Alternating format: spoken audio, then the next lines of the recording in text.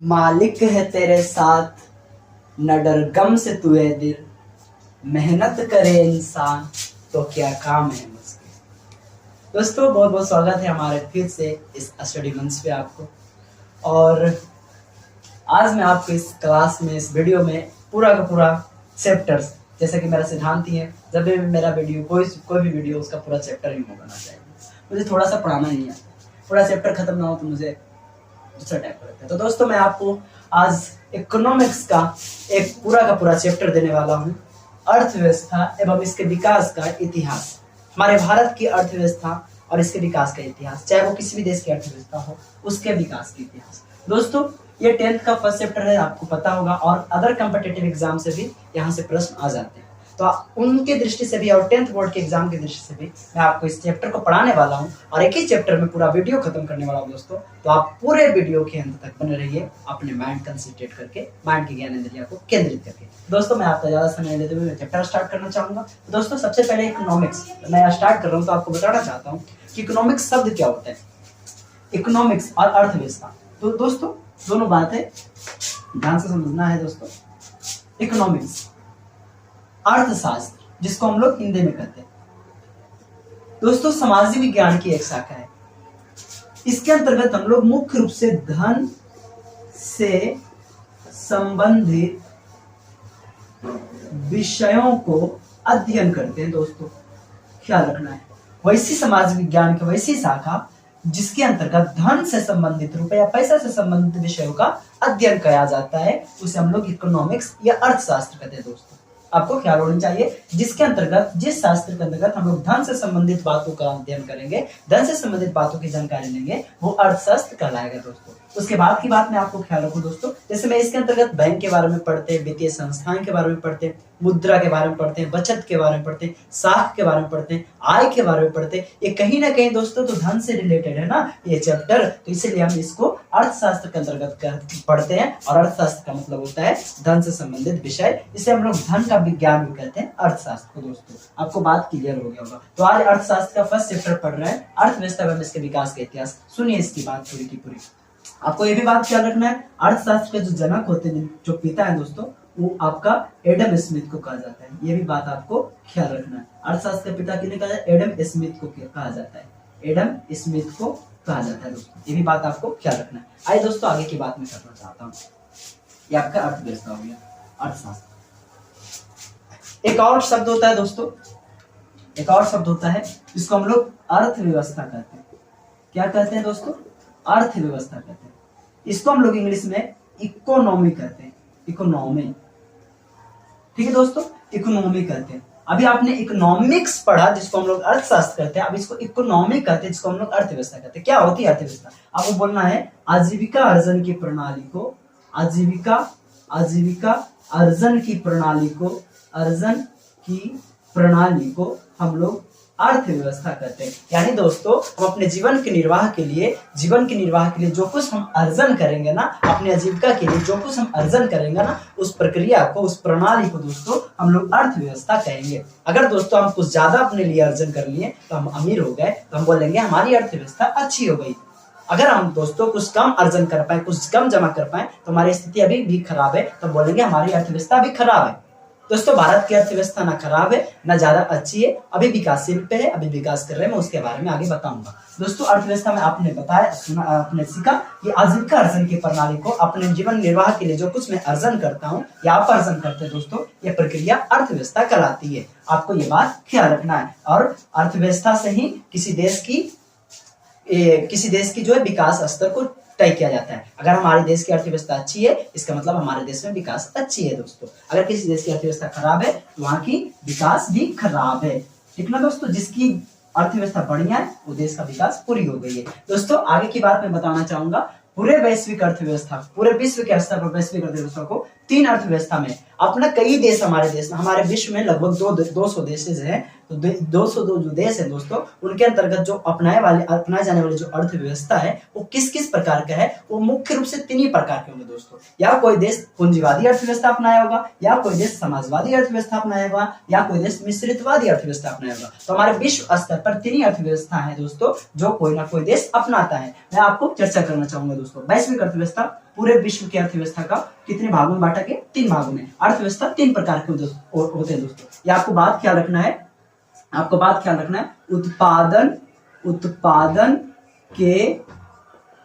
उत्पादन के साधनों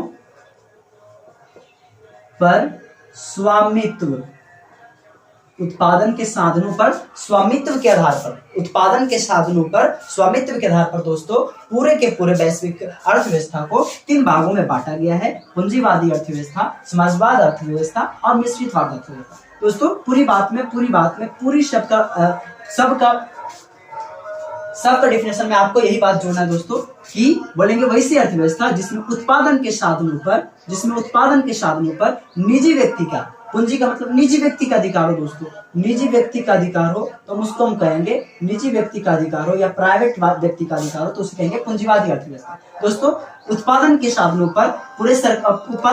पर सरकार का अधिकार हो, उत्पादन के साधनों पर सरकार का स्वामित्व हो, स्वामित्व में अधिकार होता है तो समाजवाद अर्थव्यवस्था दोस्तों। और अगर दोनों मिल जाए, पूंजीवादी अर्थव्यवस्था और समाजवाद अर्थव्यवस्था के मिश्रण को हम लोग कहते हैं मिश्रितवादी अर्थव्यवस्था दोस्तों। आपको ख्याल रखना है निजी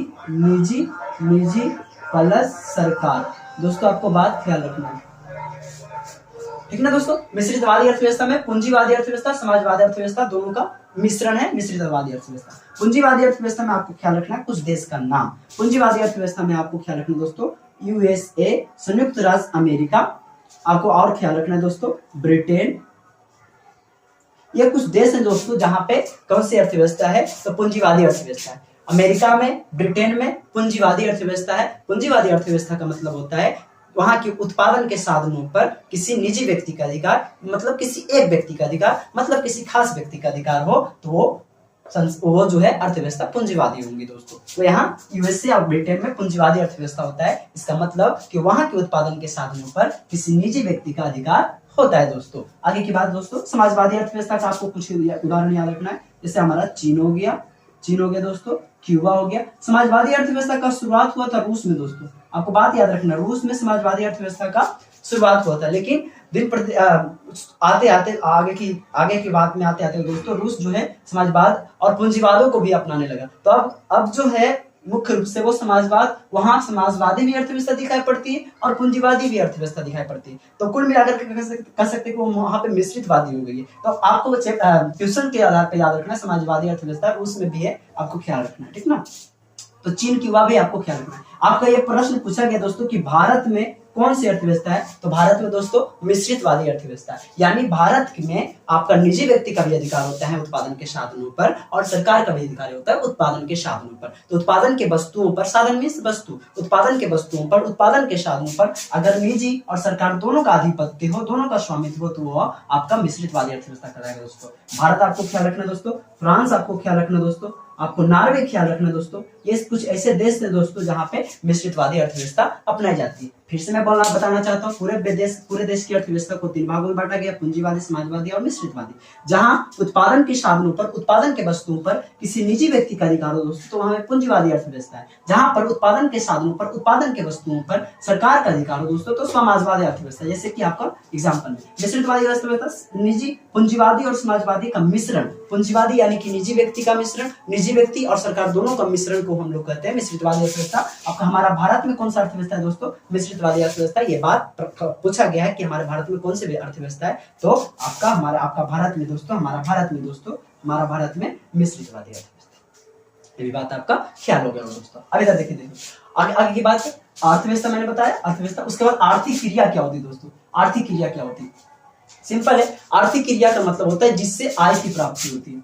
जिससे किसकी प्राप्ति होती है? आय की प्राप्ति होती है दोस्तों। कोई भी काम, क्रिया मीन्स कोई भी काम होता है, कोई भी काम जिसको करने से आय की प्राप्ति होती है, रुपया पैसा मिलता है, उसको हम लोग कहेंगे आर्थिक क्रिया। जैसे मैं डॉक्टर हूँ, डॉक्टर का काम करने से हमको कुछ पैसा मिला, तो वो हमारा डॉक्टर का काम आर्थिक क्रिया हो गई। हम टीचर हैं, टीचर हम पढ़ा रहे हैं आपको, तो हमें अगर कुछ पैसा मिल रही है तो ये हमारा काम टीचर का आर्थिक क्रिया हो गया दोस्तों। अगर हम किसान हैं, हम मजदूरी कर रहे हैं, तो मजदूरी के बदले कुछ रुपया हमें जरूर मिलेगी। तो आपका जो काम किसान वाला ही काम नहीं बल्कि एक आर्थिक काम नहीं है दोस्तों। तो अगर हम लेबर में काम कर रहे हैं, हम ईटा पत्थर धो रहे हैं, तो हमें कुछ रुपया जरूर मिलेगी। वो रुपया ही केवल नहीं है, वो हमारा आर्थिक काम है। अर्थात कुल मिलाकर के बात करें दोस्तों, वैसा काम वैसा क्रिया जिसको करने से रुपया पैसा मिलता है, जिसको करने से मासिक आय मिलता है, जिसको करने से इनकम मिलती है दोस्तों, वैसे सारे काम को हम लोग आर्थिक काम या आर्थिक क्रिया कहते हैं दोस्तों। पूरे तमाम देशों में, पूरे विश्व में बहुत सारे काम है जिसको करने से रुपया पैसा मिलता है, लेकिन मुख्य रूप से हम उसे 3 भागों में बांटेंगे। आगे जब इंटर में पढ़ेगा दोस्तों तो उसे 5 भाग में पढ़ेगा, लेकिन मुख्य रूप से 3 भाग में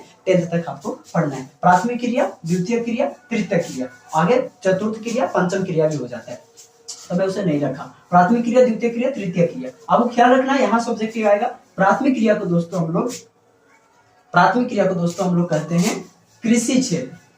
याद रहेगा ना दोस्तों, कृषि क्षेत्र, क्योंकि यहाँ प्राथमिक क्रिया में कृषि से संबंधित काम किए जाते हैं, ठीक है दोस्तों। द्वितीय क्रिया में आपको ख्याल रखना है, इसको हम लोग कहते हैं औद्योगिक क्षेत्र। कौन सा क्षेत्र दोस्तों? औद्योगिक क्षेत्र कहते हैं। और तृतीय क्रिया को हम लोग कहते हैं सेवा क्षेत्र। कौन सा क्षेत्र दोस्तों? सेवा क्षेत्र कहते हैं। तो आपसे प्रश्न पूछा जाएगा कि प्राथमिक क्रिया को कौन सा क्षेत्र कहते हैं? कृषि क्षेत्र कहते हैं। द्वितीय क्रिया को कौन सा क्षेत्र कहते हैं? औद्योगिक क्षेत्र कहते हैं, क्योंकि इसमें उद्योग, जितना भी उद्योग है ना दोस्तों, खिलौना उद्योग, कपड़ा उद्योग, लोहा उद्योग, बस तांबा उद्योग, एल्युमिनियम उद्योग, सब उद्योग कौन सा क्रिया में आएगा? द्वितीय क्रिया में आएगा दोस्तों।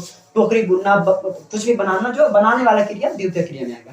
तृतीय में जितना भी सेवा का काम हो दोस्तों, जैसे भी आपका आपको ख्याल रखना है इसमें, जैसे भी आपका परिवहन हो गया, एक जगह से दूसरी जगह जाना परिवहन होता है, परिवहन आपका तृतीय क्षेत्र में आता है। संचार हो गया, यहाँ से भी प्रश्न आता है दोस्तों, कोई आपका एक दे दिया जाएगा क्षेत्र, कोई काम पूछा जाएगा कौन सा क्रिया है, तो संचार, एक जगह से दूसरी जगह जो आप अपना बात करते हैं, बात विचार रखते हैं, संदेश पहुंचाते हैं, लाते हैं, वो आपका संचार की क्रिया है। तो ये भी एक सेवा के अंतर्गत आता है दोस्तों। व्यापार आप लोग करते हैं ना, व्यापार करते हैं, क्रय विक्रय की क्रिया को व्यापार कहते हैं, व्यापार भी सेवा के अंतर्गत आता है दोस्तों। पर्यटन भी दोस्तों सेवा के अंतर्गत आता है। डॉक्टर, शिक्षक, ये भी सेवा के अंतर्गत आता है दोस्तों। ये भी बात आपको ख्याल रखना है। प्राथमिक क्रिया में आपको ख्याल रखना है दोस्तों, प्राथमिक क्रिया में आपको जो आता है उसको ख्याल रखना है। प्राथमिक क्रिया में आपका सबसे पहले तो कृषि हो गई, कृषि के बाद दोस्तों पशुपालन भी आपको ख्याल रखना है। मछली पालन, जितना भी पालन है ना, सब आएगा प्राथमिक क्रिया में दोस्तों। मछली पालन हो गया, वानिकी, लकड़ी काटना, वानिकी हो गया वन से संबंधित, और दोस्तों खनन हो गया। ये कुछ एग्जाम्पल आपको याद रखना है। और द्वितीयक में तो आपको पता ही है, द्वितीयक में जितना भी उद्योग है, चाहे वो खिलौना उद्योग हो, चाहे वो लोहा उद्योग हो, उद्योग रहना चाहिए, बस कोई वस्तु वहां बनना चाहिए, तो वो आपका द्वितीय क्रिया में आएगा दोस्तों। मैं फिर से बताना चाहूंगा, कोई भी काम जिसको करने से रुपया पैसा की प्राप्ति होती है, वो आपका आर्थिक क्रिया होगा दोस्तों। आर्थिक क्रिया पूरे देश में बहुत मुख्य रूप से 3 ही होते हैं, ऐसे 5 होते हैं। प्राथमिक क्रिया, द्वितीय क्रिया, तृतीय क्रिया। प्राथमिक क्रिया को हम लोग कृषि क्षेत्र कहते हैं, क्योंकि कृषि से रिलेटेड है, इसमें काम आते हैं दोस्तों। द्वितीय क्रिया को औद्योगिक क्षेत्र कहते हैं, क्योंकि उद्योग धंधा से, फैक्ट्री से संबंधित इसमें काम आते हैं दोस्तों। तृतीय क्रिया को हम लोग सेवा क्षेत्र कहते हैं, क्योंकि सेवा से संबंधित इसमें काम आते हैं दोस्तों। आगे की बात मैं करना चाहूंगा दोस्तों, प्राथमिक क्रिया में कौन कौन सा काम आता है, आपसे पूछ दिया जाएगा कि बताइए भैया कृषि कौन सा क्षेत्र में आता है? प्राथमिक क्रिया में। पशुपालन कौन सा क्रिया में आता है? प्राथमिक क्रिया में। मछली पालन कौन सा क्रिया में आता है? प्राथमिक क्रिया में। तो आपको इस बात ख्याल रखना है, प्राथमिक क्रिया में कौन कौन आता है? कृषि, पशुपालन, मछली पालन, वानिकी, खनन, ये सब आपका प्राथमिक क्रिया में आता है, कृषि क्षेत्र में आता है। जितना भी उद्योग है, खिलौना उद्योग, कपड़ा उद्योग, सूती कपड़ा उद्योग, लोहा उद्योग, तांबा उद्योग, सब द्वितीय क्रिया में आता है दोस्तों। जहां पे कोई वस्तु बनता है, द्वितीय क्रिया। तृतीय क्रिया सेवा वाला, परिवहन, संचार, व्यापार, पर्यटन, ये सब आपका तृतीय क्रिया में आता है। उम्मीद करता हूँ इतनी बात आपको समझ में आएगा दोस्तों, आप स्क्रीनशॉट ले सकते हैं। अभी मैं आपको सतत विकास, समावेशी विकास, आर्थिक नियोजन, ये सारी चीज मैं आपको पढ़ाने वाला हूं, यानी पूरा चैप्टर पढ़ाने वाला हूँ दोस्तों। चलिए इसे मिटा दूं। चलिए दोस्तों आगे की बात सुनिए दोस्तों, खूब मन लगा करके पढ़िए दोस्तों। मम्मा पापा की आशा है आप पर, उनकी लाठी टिकी हुई है बुढ़ापा का, तो उनकी लाठी आप मजबूत बनिए। चलिए दोस्तों, पहली बात सतत विकास। 2 विकास के बारे में यहाँ पे पढ़ेंगे दोस्तों। सतत विकास, एक है आपका सतत विकास, एक है आपका समावेशी विकास। समावेशी विकास, दोनों प्रश्न पूछा गया है 2 नंबर में। समावेशी विकास, दोनों प्रश्न पूछा गया है 2 नंबर में दोस्तों, सुनिएगा ध्यान से। समावेशी विकास और सतत विकास, समावेशी विकास और सतत विकास। ध्यान से सुनो दोस्तों, सतत विकास क्या होता है, मैं आपको ज्योग्राफी की वीडियो में भी पढ़ा दिया हूं। सतत विकास क्या होता है, वैसा विकास जो जारी रह सके, टिकाऊ बना रहे, ना केवल इस पीढ़ी तक बल्कि आने वाले पीढ़ी तक भी यह विकास जारी रह सके। मतलब दोस्तों, कोई भी वस्तु को हम ऐसे यूज करेंगे कि ना हम ही केवल उसको खत्म कर सके, बल्कि कुछ बचा करके भी रखेंगे, ताकि हमारे आने वाला पीढ़ी यानी कि पोता नाती वो सब भी इसको यूज कर सके, है ना, कोई भी संसाधन को। तो उसको हम लोग सतत विकास कहेंगे, यानी वैसा विकास जो हम ही ना करें बल्कि हमारे आने वाली पीढ़ी भी कर सके, हमारे आने वाली नाती पोता भी कर सके, वैसे विकास को हम लोग सतत विकास कहेंगे। अर्थात वैसा विकास जो जारी रह सके, टिकाऊ बना रहे, ना केवल इस पीढ़ी तक बल्कि आने वाली पीढ़ी को भी ध्यान में रखकर ये विकास जारी रह सके, ताकि हमारे देश का विकास आने वाली पीढ़ी भी कर सके, उसके समय में विकास हमारे देश का रुके नहीं। तो ये सतत विकास। समावेशी विकास में क्या होता है, ये समाज के सभी वर्गों का विकास, सभी वर्गों का विकास। दोस्तों, समावेशी विकास का मतलब होता है वैसा विकास जिसमें समाज के सभी वर्गों का विकास हो सके, कोई भी वर्ग इससे अछूता न रहे, चाहे वो निम्न वर्ग का हो, चाहे वो मध्यम वर्ग हो, चाहे वो उच्च वर्ग हो, हर एक वर्गों का व्यक्ति के विकास हो सके। इसके तहत इसी को नाम है समावेशी विकास। वैसा विकास आपको बोलना है, अगर पूछा जाए 2 नंबर का प्रश्न में, तो बोलना है वैसा विकास जिसके अंतर्गत समाज के सभी वर्गों का विकास हो सके, कोई भी वर्ग इस विकास से अछूता न रह सके, ऐसे विकास को हम लोग समावेशी विकास कहते हैं। दोस्तों, ये दोनों बात भी आपको समझ में आया होगा मेरे ख्याल से। आगे की बात मैं करना चाहता हूं दोस्तों। आगे दोस्तों अगली बात है आर्थिक नियोजन। ये क्या होती है दोस्तों, आर्थिक नियोजन।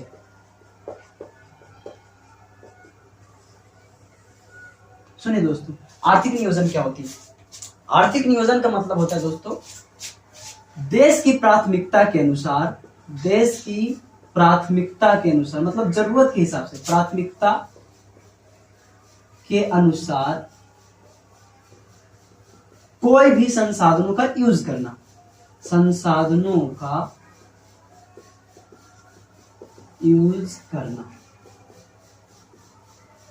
ताकि विकास हो सके।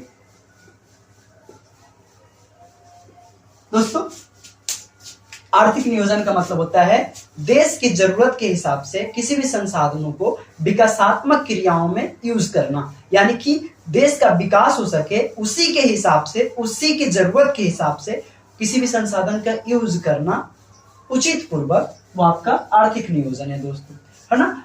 देश की प्राथमिकता के अनुसार संसाधनों का यूज करना, देश की प्राथमिकता के अनुसार, देश की जरूरत के हिसाब से किसी भी संसाधनों का यूज करना। संसाधन में मैंने ज्योग्राफी में पढ़ा रखा है, किसी भी संसाधनों का यूज करना। क्यों देश की जरूरत के हिसाब से करेंगे, क्यों भैया, क्योंकि देश का विकास हो सके, सही रास्ते में विकास हो सके, उसे हम लोग कहेंगे आर्थिक नियोजन। दोस्तों, ये भी बात आपको ख्याल रखना है। एक बात और है दोस्तों, आधारिक संरचना,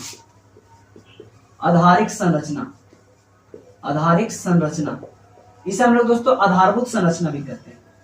आधारभूत संरचना भी हम लोग इसे कहते हैं, जिसे हम लोग इंग्लिश में इंफ्रास्ट्रक्चर कहते हैं। ये क्या होता है दोस्तों, ये बहुत इंपॉर्टेंट चीज होता है, बस इसी में आपको डिफिनेशन है। बहुत इंपॉर्टेंट चीज होता है जो देश के विकास को आगे बढ़ाता है। आपको बोलना है वैसी संसाधन जो देश के विकास में महत्वपूर्ण भूमिका निभाती हो, जो देश के विकास करने में बहुत ज्यादा महत्वपूर्ण भूमिका निभाती हो, उसको हम लोग कहेंगे आधारिक संरचना, है ना। आधारिक संरचना में इसके बिना देश विकास कर ही नहीं सकता है, इसके बगैर बिना देश विकास कर ही नहीं सकता। जैसे दोस्तों, आपका सड़क नाम याद रखना है, सड़क नाम आपको ख्याल रखना है। अगर सड़क जिस देश में नहीं है दोस्तों, वो देश कभी विकास नहीं कर सकता है। खनिज दोस्तों, खनिज जिस देश में नहीं है, वो देश विकास नहीं कर सकता है। दोस्तों, बिजली दोस्तों, जिस देश में बिजली नहीं है, वो देश विकास नहीं कर सकता है। और कई ऐसे आधारिक संरचना हैं जिसके बगैर कोई देश विकास नहीं कर सकता है। तो आपको बोलना है आधारभूत संरचना इंफ्रास्ट्रक्चर में कि जिसके वैसा संसाधन जिसके द्वारा कोई देश विकास कर जाता है, कर पाता है, उसे हम लोग कहते हैं सड़क, खनिज, उसे हम लोग कहते हैं आधारिक संरचना या आधारभूत संरचना या इंफ्रास्ट्रक्चर। ये भी बात आपको समझ में आया होगा दोस्तों। आगे की बात मैं करना चाहूंगा, तो सुनते जाइए और लिखते चलिए दोस्तों, कॉपी कलम लेकर के। हाँ, आगे की बात है आधारिक संरचना की आर्थिक। अब ये आर्थिक विकास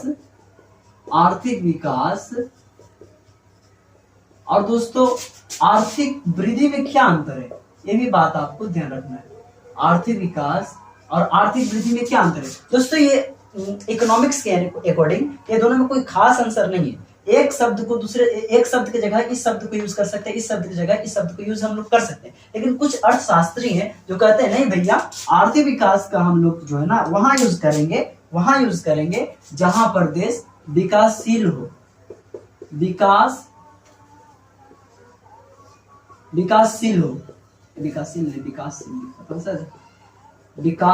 हो वहां पे, यानी देश अभी विकास कर ही रहा हो या विकास नहीं कर पाया हो तो उसको हम लोग आर्थिक विकास के श्रेणी में रखेंगे। और अगर कोई देश विकसित हो गया यानी विकास कर गया तो हम कहेंगे कि वो आर्थिक वृद्धि के अंतर्गत आता है। कुछ अर्थशास्त्री का कहना है, असल में दोस्तों आर्थिक विकास और आर्थिक वृद्धि में कोई खास अंतर नहीं है, लेकिन कुछ अर्थशास्त्री कहते हैं कि आर्थिक विकास का प्रयोग विकासशील देशों के लिए किया जाता है, जबकि आर्थिक वृद्धि का प्रयोग विकसित देशों के लिए किया जाता है। विकासशील मतलब दोस्तों जो देश अभी विकास कर रहा है, अभी विकास कर नहीं लिया है, विकास कर रहा है, तो विकासशील उसका मतलब हुआ। और कोई देश विकास कर लिया, अब उसको विकास करने की जरूरत नहीं है, आगे ज्यादा पढ़ने की जरूरत, तो वो विकसित हो गया। दोस्तों जैसे मैं पढ़ रहा हूँ अभी, तो मैं अभी विकासशील हूँ। आप पढ़ करके अगर हम डॉक्टर बन जाएंगे तो आपका विकसित हो जाएंगे हम, ठीक ना, है ना। तो ये चीज आपको ध्यान रखना है, ठीक है। आगे की बात दोस्तों, आर्थिक विकास पर आर्थिक वृद्धि में मानव विकास को आपको ख्याल रखना है। मानव विकास रिपोर्ट पे आपको ख्याल रखना है। इसको मैं मिटा देता हूँ दोस्तों। पूरा चैप्टर खत्म हो रहा है दोस्तों आपका, और आपको क्या चाहिए दोस्तों बता दीजिए। जब मैं पूरा चैप्टर अपने मानव विकास रिपोर्ट आपको आगे पढ़ना है। मानव विकास रिपोर्ट ध्यान रखिएगा दोस्तों, इसको हम लोग HDI भी कहते हैं, ह्यूमन डेवलपमेंट रिपोर्ट भी कहते हैं दोस्तों। मानव विकास रिपोर्ट को ह्यूमन डेवलपमेंट रिपोर्ट भी कहते हैं, आपको ख्याल रखना है ना। Human development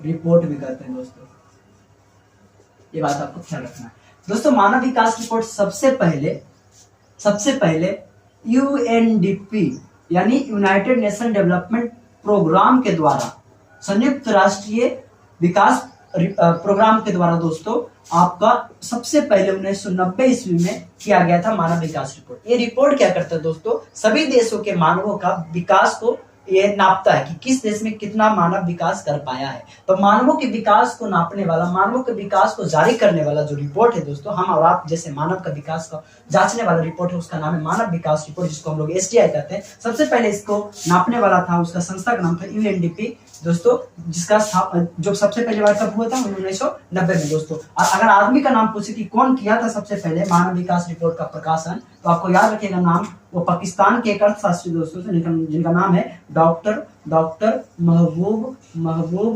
ul Haq. याद रखिएगा दोस्तों, डॉक्टर महबूब उल हक नाम था उन अर्थशास्त्री का। ये कहाँ के अर्थशास्त्री है, तो पाकिस्तान के अर्थशास्त्री है दोस्तों। ये पाकिस्तान के अर्थशास्त्री कौन है, डॉक्टर महबूब उल हक। इन्होंने क्या किया था, मानव विकास रिपोर्ट का सबसे पहली बार प्रकाशित किया था। सबसे पहली संस्था तो UNDP का 1990। और आदमी का नाम पूछे दोस्तों, महबूब उल हक। कहाँ के अर्थशास्त्री हैं, तो पाकिस्तान के अर्थशास्त्री हैं। मानव विकास रिपोर्ट का काम क्या होता है दोस्तों, तो सभी देशों के मानवों की स्थिति का जांच करना कि कौन सा मानव, किस देश में मानव कितना विकास कर पाया है दोस्तों। मैं उम्मीद करता हूँ कि ये भी बात आपको समझ में आया होगा।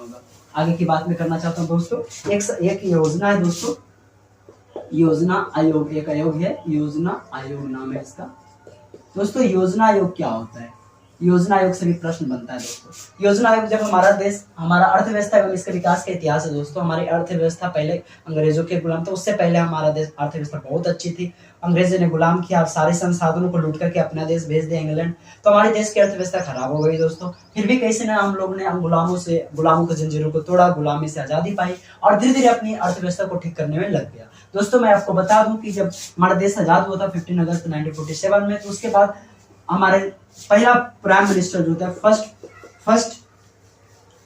फर्स्ट प्राइम मिनिस्टर जो थे दोस्तों, फर्स्ट पीएम साहब जो थे दोस्तों, पंडित जवाहरलाल नेहरू, पंडित जवाहरलाल नेहरू ने इस योजना आयोग को क्या किया था, स्थापना किया था दोस्तों।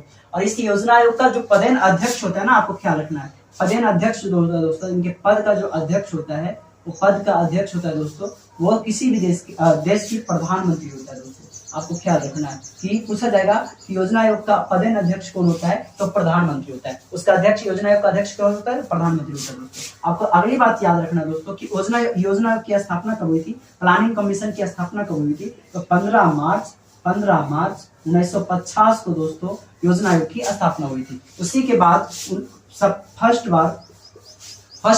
फर्स्ट योजना आयोग कब हुआ था, फर्स्ट योजना आयोग कब हुआ था दोस्तों, फर्स्ट योजना आयोग का अवधि क्या है, 1951 से आपको 56 याद रखना है ना दोस्तों, ये आपको बात याद रखना है। योजना आयोग का उद्देश्य क्या होता है दोस्तों, योजना आयोग का उद्देश्य क्या होता है, पंचवर्षीय योजना बनाना, पंचवर्षीय योजना बनाना, ये भी बात आपको ख्याल रखना है दोस्तों, ठीक है। योजना आयोग का स्थापना कौन किए थे, पंडित जवाहरलाल नेहरू। इसका मतलब हुआ दोस्तों कि पदेन अध्यक्ष कौन होता है, प्रधानमंत्री, ठीक ना। आपको याद रखना है योजना आयोग का अध्यक्ष कौन होता है, तो प्रधानमंत्री होता है। योजना आयोग की स्थापना कब हुई थी, तो 15 मार्च 1950 को। फर्स्ट योजना आयोग कब से चला था, तो 1951 से 1956। पंचवर्षीय योजना इसको हम लोग कह सकते हैं, ठीक ना, पंचवर्षीय योजना। और योजना आयोग का काम क्या है, पंचवर्षीय योजना बनानी, आने वाले 5 वर्ष के लिए योजना बनाना कि आने वाले 5 वर्ष हमारा देश किस क्षेत्र पर ज्यादा काम करे, किस क्षेत्र पर ज्यादा पैसा खर्च करे। तो ये योजना आयोग का काम है, पंचवर्षीय योजना। और पहला पंचवर्षीय योजना हुआ था 1951 से 56 दोस्तों। आगे की बात आप इसी में ख्याल रखें दोस्तों कि अब योजना आयोग का नाम बदल करके नीति आयोग कर दिया गया दोस्तों, ये भी बात आपको ध्यान रखना है। योजना आयोग का नाम बदल करके नीति आयोग कर दिया गया है। जनवरी 2015 को दोस्तों इसका नाम चेंज हो गया है योजना आयोग का, अब इसका नाम है नीति आयोग। योजना आयोग की जगह पे कौन सा आयोग आ गया, नीति आयोग। कब बना है जो दोस्तों, तो जनवरी 2015 को, ये भी बात आपको ख्याल रखना है। मैं उम्मीद करता हूँ ये भी बात आपको समझ में आएगा दोस्तों। आगे की बात मैं करना चाहता हूँ, एक लास्ट क्वेश्चन है दोस्तों, बिहार के बारे में, बिहार की स्थिति, बिहार के पिछड़ेपन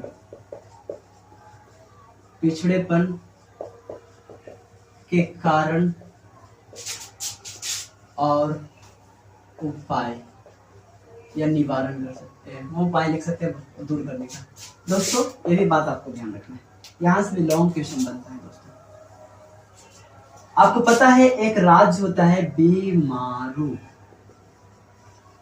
राज्य दोस्तों। बीमारू राज्य के अंतर्गत 4 राज्यों को रखा गया दोस्तों, ठीक ना। आपको याद रखना है 4 राज्य को। बिहार पहला में, दूसरा में है आपका मध्य प्रदेश, जिसको हम लोग एमपी शॉर्ट में कर सकते हैं दोस्तों। फिर आपका है राजस्थान,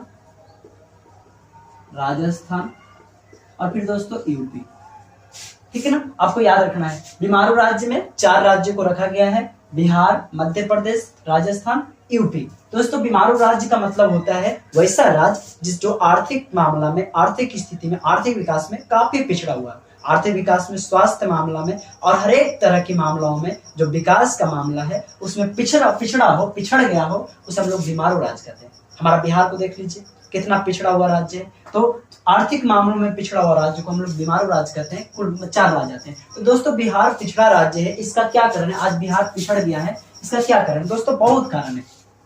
अब पहला कारण है दोस्तों, आपको पता होनी चाहिए, पहला कारण है दोस्तों बिहार में गरीबी इतना ज्यादा है दोस्तों कि मत कहिए। गरीबी के कारण हमारा बिहार पिछड़ गया है। गरीबी के साथ दोस्तों मैं पहला कारण अगर आपको बताऊं, सबसे बड़ा कारण दोस्तों, वो सबसे बड़ा कारण है जनसंख्या का बढ़ता दबाव, जनसंख्या वृद्धि या जनसंख्या का बढ़ता दबाव। दोस्तों जब जिस तरह से जनसंख्या बढ़ रही है उसी प्रकार से दोस्तों जनसंख्या के बढ़ने के कारण हमारे बिहार राज्य में गरीबी और साथ साथ में दोस्तों बेरोजगारी भी देखने को मिल रहा है। तो दोस्तों आपको ये बात ख्याल रखना है कि इस जनसंख्या के बढ़ने के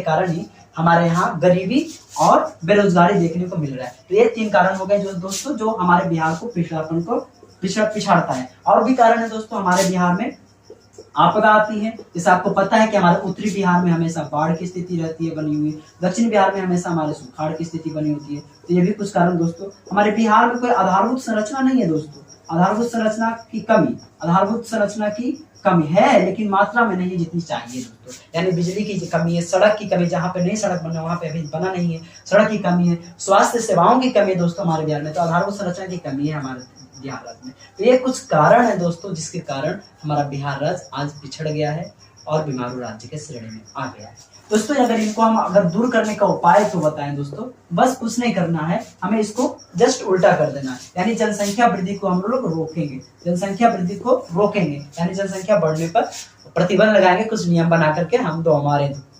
हमारा बिहार में क्या बनाएंगे, हम नियम बनाएंगे हम दो हमारा दो। लेकिन बिहार वाले कुछ जो अशिक्षित लोग होते हैं, अशिक्षा भी यहाँ पे हम लिख सकते हैं दोस्तों, अशिक्षा भी हम यहाँ पे लिख सकते हैं, अशिक्षित लोग होते हैं, ये जनसंख्या के बढ़ते दबाव का प्रभाव नहीं समझ पाते और वो कहते हैं हम दो हमारे गिन लो, ऐसे करके, है ना। तो आपको भी ख्याल रखना है, हम ऐसा नियम ना बनाएंगे जिससे हम जनसंख्या बढ़े, दबाव बढ़े। जनसंख्या बढ़ने से कई सारी चीजें उत्पन्न होती है दोस्तों, तो हम उसे रोकने की कोशिश करेंगे, हम दो हमारे दो करके कुछ ऐसा करके सरकार द्वारा योजना बनाए करके गरीबी को दूर करेंगे। अगर जनसंख्या बढ़ा तो कुछ योजना ला करके हम लोग गरीबी को क्या करेंगे दोस्तों, गरीबी दूर करेंगे। अगर गरीबी दूर हो गई तो फिर हमारा बिहार राज्य भी बदलेगा। फिर अगर हम रोजगार प्रदान करेंगे, लोगों को रोजगार प्रदान करेंगे दोस्तों, रोजगार प्रदान करेंगे तो हमारा बिहार राज्य की स्थिति भी सुधरेगी। आपदा, बाढ़ और सुखाड़ जैसे आपदा को अगर रोकने के प्रयत्न करेंगे, कोशिश करेंगे, तो भी हमारे बिहार राज्य की स्थिति ठीक हो जाएगी। आधारभूत संरचना, बिजली और सड़क जैसी आधारभूत संरचना पर अगर हम जोड़ देंगे तब हमारे बिहार राज्य की स्थिति ठीक हो जाएगी। ये आपको याद रखना है दोस्तों, ये भी बात। और जो आपका बगल में दिया है ना आपका स्क्रीन पे, उसको भी आप नोट डाउन कर सकते हैं। तो मैं विश्वास करता हूँ दोस्तों, ये सारी बातों से आपका चैप्टर होता है खत्म। मैं पूरी चैप्टर, होल चैप्टर में आपको सिखा दिया दोस्तों, पहला चैप्टर आपको खत्म होता है। मैं प्रीवियस ईयर का क्वेश्चन करवाऊंगा दोस्तों, अभी जस्ट वन मिनट, है ना। मैं आपको प्रीवियस ईयर का क्वेश्चन करवा रहा हूँ, तो बने रहिए, आप बनाएंगे, पक्का बनाएंगे। किसे पिछड़ा राज्य कहा जाता है? ऑप्शन है पंजाब, केरल, बिहार, दिल्ली। मैं आपको बताया था ना, दिल्ली, माफ कीजिएगा, बिहार, जिसको हम लोग बीमारू राज्य भी कहते हैं। बीमारू राज्य में 4 राज्य आते हैं, बिहार, उत्तर प्रदेश और राजस्थान, और आपका एक और राज्य है मध्य प्रदेश। तो दोस्तों ये 4 राज्य बीमारू राज्य जिसको कहते हैं, आर्थिक स्थिति जिसका पिछड़ा हुआ है। दोस्तों आगे की बात, भारत में योजना आयोग की स्थापना कब होती है? अगला प्रश्न पूछा तो योजना आयोग की स्थापना सबको पता है कि योजना की स्थापना 15 मार्च 1950 ईस्वी को होती है दोस्तों। 15 मार्च 1950 ईस्वी को होती है, और इसी का नाम बदल करके नीति आयोग रख दिया जाता है, जिसका जो पदेनाध्यक्ष का होता है, जिसका पदेनाध्यक्ष प्रधानमंत्री होता है। दोस्तों अर्थव्यवस्था के किस क्षेत्र को हरित क्रांति संबंधित है? हरित क्रांति से संबंधित कौन है? हरित क्रांति आई थी 1966 के क्षेत्र में, गेहूं और चावल पर। तो गेहूं चावल कृषि से संबंधित है ना, तो हरित क्रांति कृषि यानी कि प्राथमिक क्षेत्र से संबंधित होगा दोस्तों। अगला प्रश्न पूछा गया है कि आर्थिक क्रियाओं का क्या उद्देश्य होता है? तो दोस्तों आर्थिक क्रियाओं का उद्देश्य होता है जीविकोपार्जन करना, यानी जीवन को चलाने की क्रिया करना। आर्थिक विकास संबंध किससे है? गुणात्मक परिवर्तन से और परिमाणात्मक परिवर्तन दोनों से। दोस्तों भारत की आर्थिक व्यवस्था कैसी है? आपको बताया था ना, भारत की आर्थिक व्यवस्था मिश्रित है। मिश्रित बोले तो इसमें निजी और समाजवादी दोनों का, निजी और सरकार दोनों का अधिकार होता है। आगे दोस्तों अगला है, भारतीय योजना आयोग का प्रथम अध्यक्ष कौन थे? भारतीय योजना आयोग का प्रथम अध्यक्ष पंडित जवाहरलाल नेहरू थे। दोस्तों मैंने बताया था कि योजना आयोग का अध्यक्ष प्रधानमंत्री होता है, और पहला प्रधानमंत्री पंडित जवाहरलाल नेहरू जी थे, और योजना आयोग की प्रथम अध्यक्ष कौन होंगे? तो पंडित जवाहरलाल नेहरू। आगे की बात दोस्तों, नरेगा क्या होता है दोस्तों? नरेगा दोस्तों ग्रामीण लोगों को रोजगार देने की एक गारंटी है, जो साल में 100 दिन को रोजगार देने की गारंटी देता है ग्रामीण लोगों को। नरेगा में एक बात और पूछा गया था कि नरेगा में किनका नाम आता है? नरेगा में महात्मा गांधी का नाम आता है, इसका फुल फॉर्म है। ये भी बात आपको ख्याल रखना है, ठीक ना। फिर एक और है दोस्तों कि किसने कहा था कि बिहार के विकास के बिना भारत का विकास संभव नहीं है? तो याद रखिएगा दोस्तों, हमारे एपीजे अब्दुल कलाम, याद रखिएगा एपीजे अब्दुल कलाम दोस्तों, इन्होंने कहा था कि जब तक बिहार का विकास नहीं होगा तब तक भारत का विकास नहीं हो सकता है दोस्तों। आगे की बात दोस्तों, आगे की बात है, प्रश्न है किस क्षेत्र को द्वितीय क्षेत्र कहा जाता है? तो किस क्षेत्र को द्वितीय क्षेत्र कहा जाता है? सेवा, कृषि, उद्योग को कहेंगे दोस्तों। किस क्षेत्र को तृतीय क्षेत्र कहा जाता है? आप सभी को पता है किस क्षेत्र को कहेंगे? सेवा क्षेत्र को कहेंगे। सब बातें पढ़ा दी है, बस क्वेश्चन बैंक करवा रहा हूँ आपका। नीति आयोग की स्थापना कब होती है? मैंने बताया था योजना आयोग का नाम बदल करके क्या रख दिया गया है? नीति आयोग रख दिया गया है। नीति आयोग योजना आयोग का नाम रख करके कब रख दिया गया था? 2015 में, जनवरी 2015 में। ये भी बात आपको ख्याल रखना है दोस्तों। आगे की बात कर लूं तो जिस देश की राष्ट्रीय आय अधिक होता है वह देश क्या कहलाता है? वह देश विकसित कहलाता है दोस्तों। क्या कहलाता है वो देश? विकसित। अगर वहां की राष्ट्रीय इनकम बढ़ जाए तो वो विकसित हो जाती है। ये भी बात आपको ख्याल रखना है, ठीक है ना। आगे की बात अगर कर लूं तो इनमें से कौन सा देश मिश्रित अर्थव्यवस्था है? भारत, मैंने बता दिया। प्राथमिक क्षेत्र कहाँ किसे कहा जाता है? तो प्राथमिक क्षेत्र कृषि क्षेत्र को कहा जाता है। ये बात आपको क्लियर होगा दोस्तों। राष्ट्रीय विकास परिषद की स्थापना 1952 में होती है। ये भी बात आपको याद रखना है। राष्ट्रीय विकास परिषद की स्थापना 1952 में होती है, याद रखना है भी दोस्तों। उसके बाद फिर है नोबेल पुरस्कार से किसे सम्मानित किया गया? नोबेल पुरस्कार से मोहम्मद यूनुस खान को नोबेल पुरस्कार दिया गया है। कौन पुरस्कार? नोबेल पुरस्कार दिया गया है।